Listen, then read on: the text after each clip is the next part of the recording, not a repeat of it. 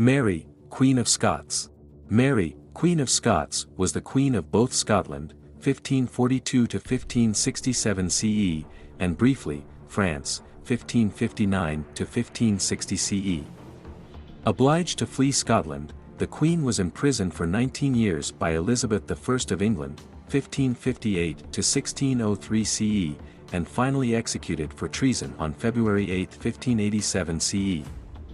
Brought up in France and then marrying the heir to the French throne, Mary's world was turned upside down when her husband Francis II died in 1560 CE, 1 year into his reign.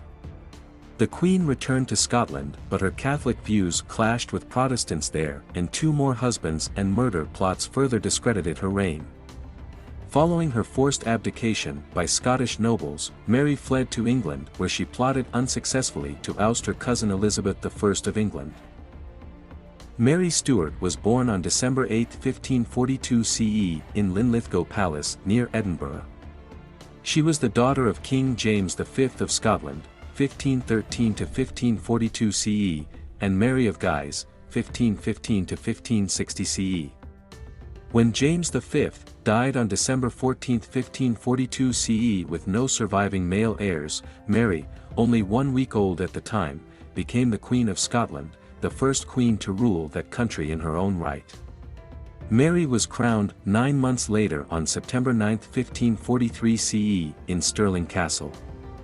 Mary of Guise acted as the new Queen's regent. Henry VIII of England, 1509 to 1547 CE, had briefly considered marrying his son Edward to Mary to bring the 2 countries closer together, but the Scottish Parliament refused the proposal, and in 1544 CE England and Scotland were at war again. Mary did have a distant claim to the throne of England as she was the granddaughter of Margaret Tudor, 1489 to 1541 CE, sister of Henry VIII of England. As it was, the old ties between France and Scotland came to the fore, and in 1548 CE Mary was sent to be educated at the court of Henry II of France, 1547 to 1549 CE. At the French court Mary was looked after by her mother's relations and was treated like the queen she was. Mary was given a cultured education which included learning French, Latin, Spanish, and Italian. The young queen excelled at dancing and also became a Catholic, which would have serious repercussions later in her life. It was in France that Mary changed the spelling of her family name from Stuart to the French form, Stuart. On April 24, 1558 CE, Mary, then 15, married the 14-year-old Prince Francis, who the next year became King Francis II of France, 1559 to 1560 CE. The ceremony took place in Notre Dame Cathedral in Paris. Another family change was to quarter the English royal arms with those of the French in a new emblem that signified Mary's claim to the English throne, now occupied by Henry VIII's daughter Elizabeth I of England. For many English Catholics, Elizabeth was illegitimate as they did not recognize her father's divorce from his first wife Catherine of Aragon, 1485 to 1536 CE. For Catholic conspirators, Mary, the closest relative to the English Queen, would be a good alternative to Protestant Elizabeth. Unfortunately, Mary's marriage did not last long as Francis, never blessed with robust health, died in December 1560 CE.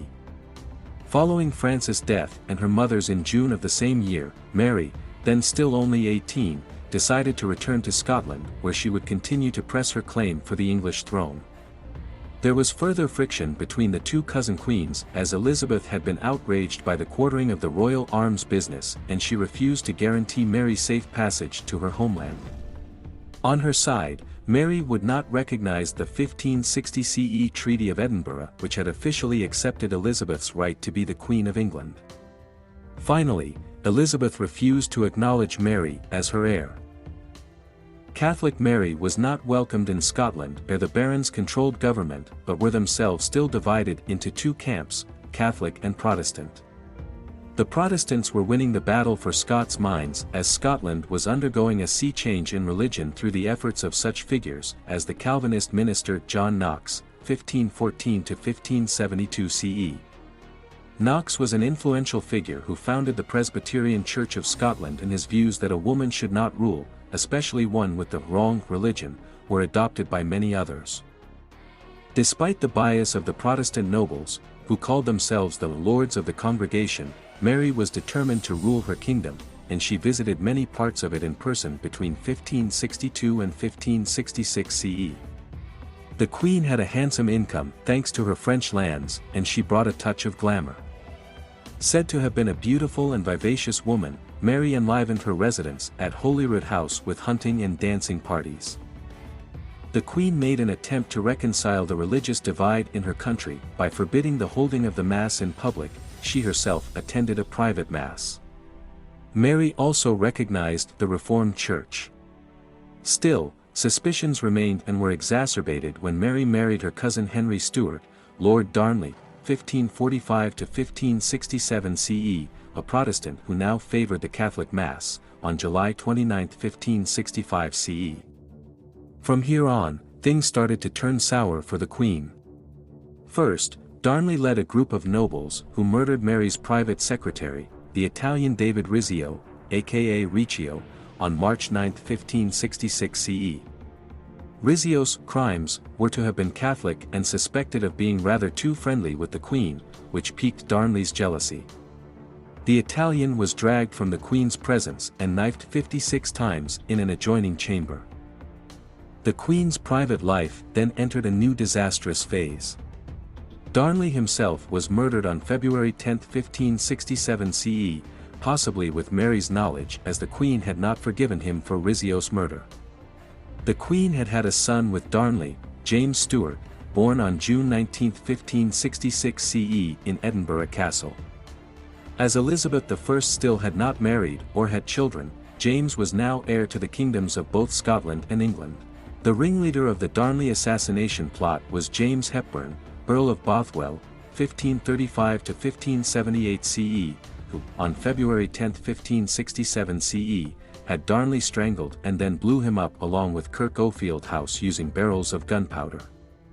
Mary then married Bothwell on May 15, 1567 CE, which fueled suspicion that the Queen had indeed been involved in the murder of Darnley. To add further scandal and intrigue, Bothwell had taken Mary to Dunbar Castle and then allegedly raped her. Mary may have been a willing partner in the escapade. They married after this strange incident, but by now the Protestant Scottish barons, who were given material aid by Elizabeth I, had had enough of their French Catholic Queen and her dubious private life. The barons, led by James Douglas, Earl of Morton, defeated Mary and Bothwell on the battlefield in July 1567 CE east of Edinburgh without either army exchanging blows. It seemed the Queen had lost her already limited support and her army evaporated. Mary was then imprisoned in a castle located on an island in Loch Leven. It was there she miscarried twins, Bothwell being the presumed father. Mary was formally obliged to abdicate on July 24, 1567 CE in favor of her son, who became James VI of Scotland, 1567 to 1625 CE. James was barely 1 year old and so, given a Protestant education, he could be easily manipulated by the barons who ruled in his name. Bothwell, meanwhile, fled to Orkney, the seat of his dukedom, and from there to Norway, but died in madness and obscurity in a Danish dungeon in 1578 CE. Fearing for her safety as the Civil War raged on, Mary fled Scotland in May 1568 CE and sought sanctuary with her cousin Elizabeth in England. Mary's first attempt to escape Loch Leven Castle had involved her dressing as a washerwoman, but she was given away by her aristocratic hands. A second attempt involving a rowing boat was successful. Not quite giving up on her kingdom, the Queen made one more attempt to get back her throne by joining forces with supportive clans, the Campbells, Gordons, and Hamiltons.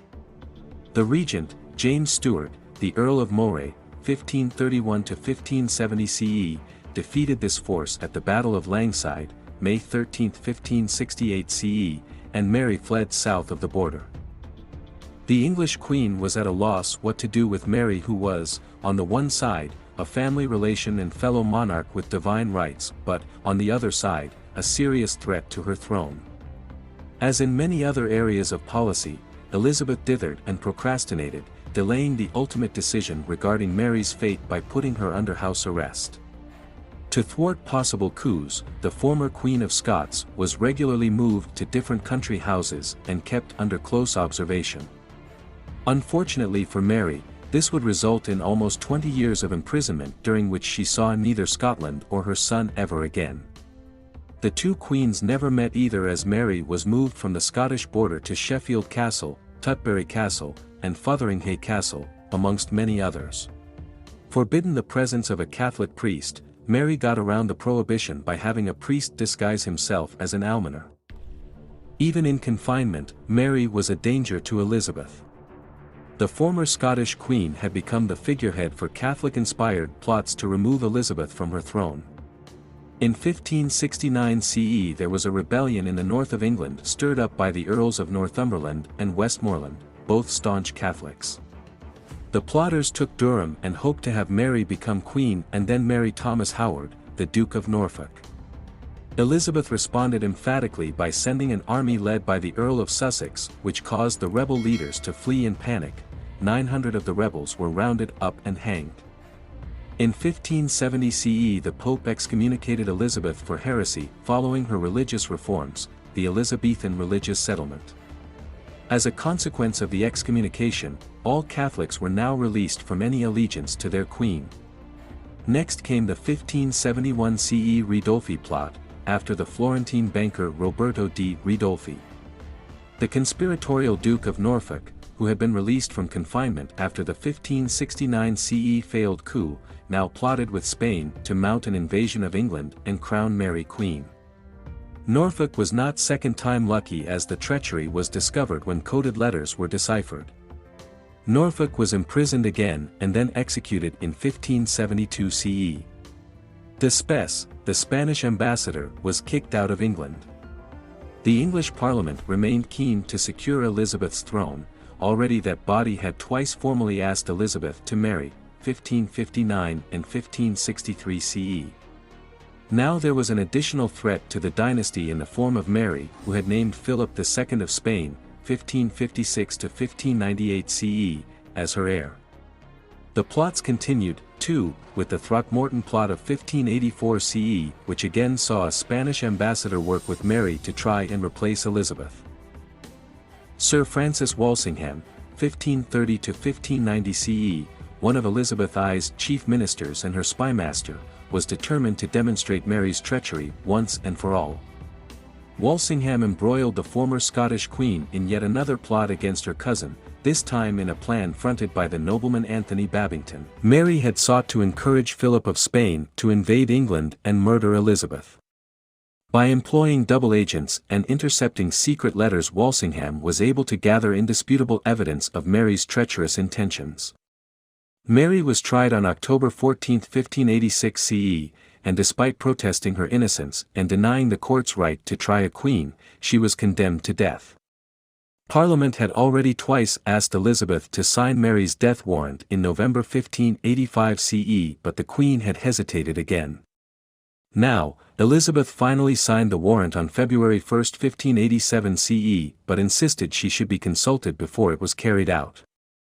This latter condition was not met, and Mary was executed, aged 44, on February 8, 1587 CE in the Great Hall of Fotheringhay Castle in Northamptonshire, now demolished.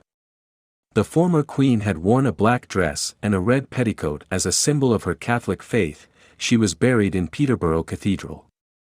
Elizabeth raged against her ministers for executing Mary without her final word, but given her soft treatment of those involved, it seems likely she was really relieved that she had not given the dreadful order herself.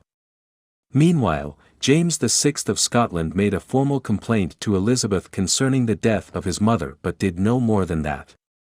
Given a handsome annual payoff and content enough to remain king and at peace with England, James bided his time. When Mary was executed, Philip of Spain had one more reason to attack Protestant England, which he did, unsuccessfully, with his Spanish Armada in the summer of 1588 CE.